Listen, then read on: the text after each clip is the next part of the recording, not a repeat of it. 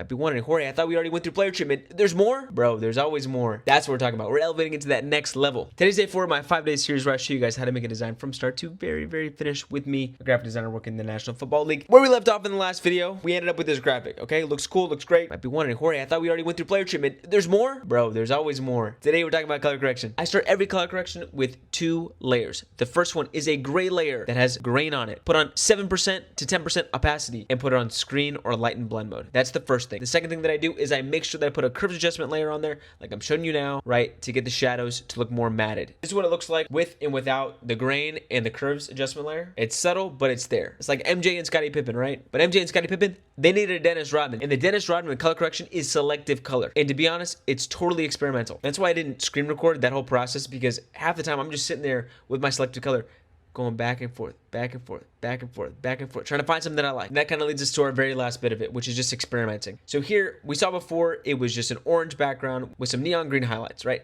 That's cool, but it's not dynamic. It's missing some kind of element. All those colors kind of fall within the same color spectrum, but we needed to add something different. Now, I'm from Texas, right? So I grew up around crazy heat, and every time I turn on the Weather Channel after school or whatever, I would always see one of these heat maps. And always these heat maps had some purple, had some pink to it. So I figured it'd be a good thing to incorporate in the background, kind of add some extra colors to the mix. The goal of this is to get your sauce on it. Pause, bro. The goal of this is to elevate your piece from what you had before to something that people have not seen. So this kind of covers everything from start to finish with this graphic. If you followed from the very beginning to now, I appreciate you. But the graphic's basically done. But you might be asking, Jorge, we got one more day left. What's going to happen the last day? That is the surprise that you're going to have to tune in for whenever we hit day 5. So that wraps it up for today. I'll see you guys in the next video. And thanks for watching.